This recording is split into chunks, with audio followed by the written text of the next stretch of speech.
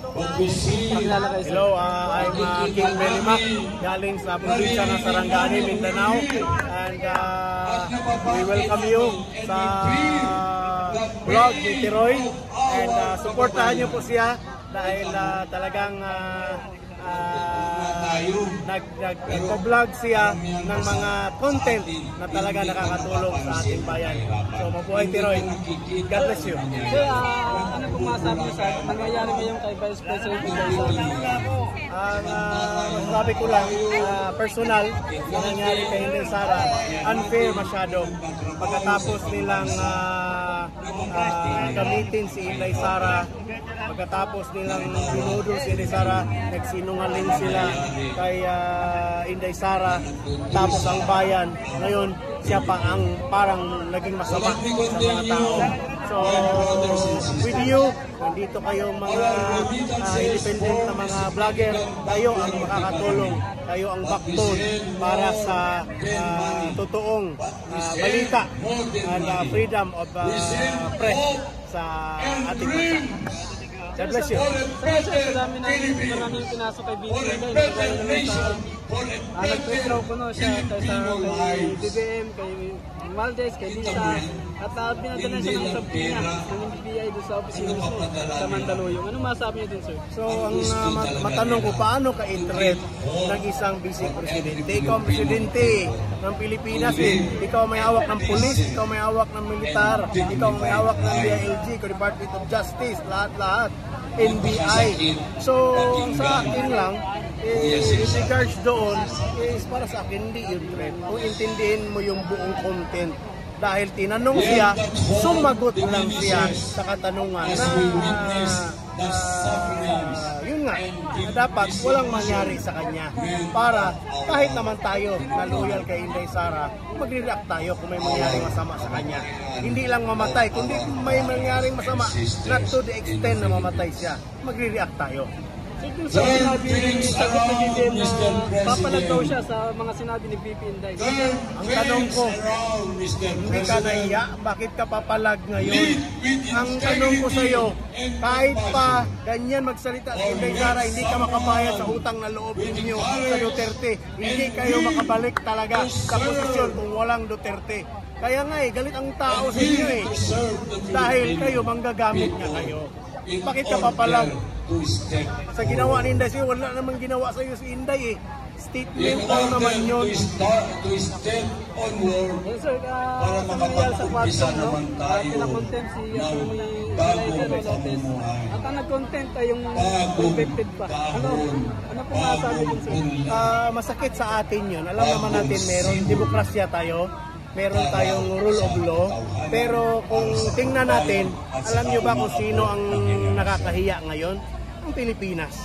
Dahil yung balita na yan, aabot yan sa ibang bansa na ganyan nga sitwasyon. Yung taong convicted, hindi man lang kulong pa, hindi pa nabigyan ng hustisya yung bata na kinidnap nila. Pero kung once kalaban nila, agad-agad, tingnan mo si Tebes, hindi man lang ng suspended agad.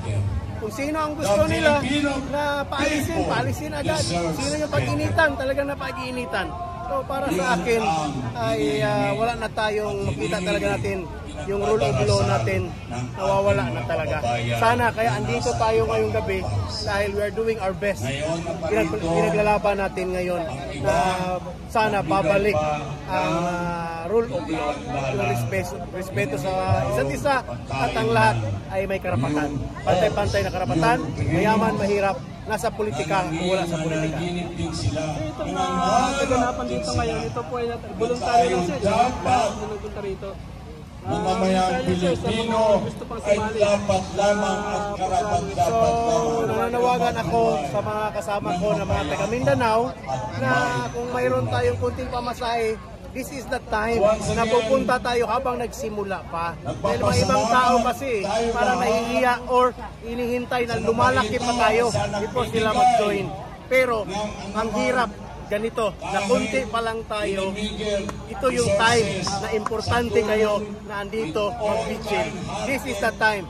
pinapanawagan ko ang mga pamilya ng OFW na natulungan ni Tatay Digong, ni Kuya Bongo noong panahon ng pandemic na nakauwi dito na walang gastos.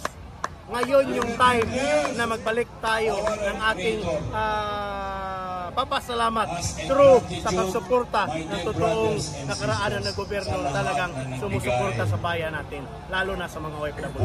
Sir, sa nagsasabing mga bayaran daw, binayaran din mga pupunta rito. Ano pong masabi ko, paano bayaran mo yung tao papunta dito? Nakita mo naman, may dumating na maliit na pandesal, may dumating na tubig. Ibig sabihin, lahat donation lang dito ang dumarating. So, walang bayaran dito. Dahil kung binayaran natin, hindi ito ganito kadami. O hindi ganito ka, basta marami pa dito kung tayo ay nagbayad. At ang tanong dyan, wala nga tayong ipangbayad. Dahil wala nga tayong pera. Ang andito, pumunta dito ng mga vlogger, yan yung mga totoo may puso talaga at mahal nila ang kanilang bayan. Sir, mensahe sa nagsabi nun, balita nun. Mensahe nyo, sir, sa nagsabi nun, sa nagbalita nun.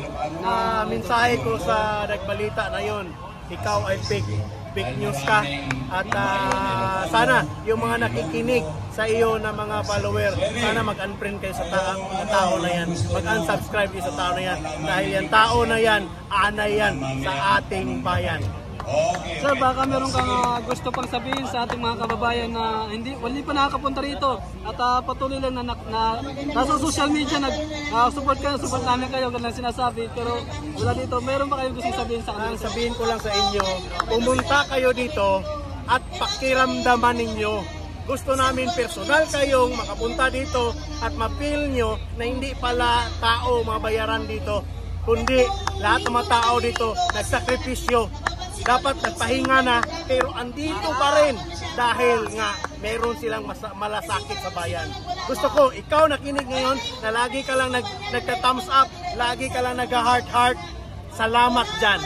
Pero ang presensya mo ang kailangan namin dito sa EDSA. Isang sakripisyo lang, isang araw na sakripisyo, isang gabi lang na sakripisyo. Ikaw ang kailangan namin dito sa EDSA. Sir, mensahe mo kay Vice President Inday Sara? Mensahe ko sa bahal nating Vice Presidente Inday Sara, alam mo naman na marami ang nagpipray sa iyo. Huwag kang mawala ng pag-asa, be strong, ang Diyos ay nasa sa iyo at ang bayan ay nasa sa iyo at ang sambayanang Pilipino nasa sa iyo at lalo na kaming mga OFW na aktibo sa buong mundo at mga OFW na veterano na hindi iiwan ka. Promise namin kahit anong mangyari, sasama kami kung ikaw ikulong. Ano lang, sir, kay Tatay Digong, baka meron ka pong gusto sabihin? Sa aking Tatay Digong, sa aking ninong, relax ka lang dyan. Ginawa mo na ang lahat para sa Pilipinas. Ngayon, it's our turn na bayaran namin or suklian namin yung ginawa mong kabutihan for the last 6 years. And ito yung time na pasalamatan ka namin dahil na-save mo ang bayang Pilipinas sa lugmok na droga na naganap before ka pumasok, Tatay Digong.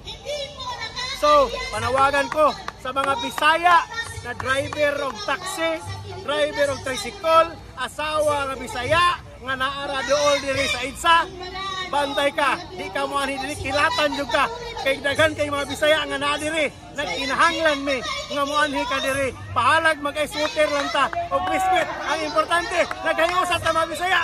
Mabuhay ang Pilipinas. Mabuhay! Baka may mensahe ka sa Presidenteng Bangag. Mensahe ko sa ating Presidenteng Bangag, sana mahiya ka na. Kailan ka pa bababa? Kung babagsak na ba ang Pilipinas?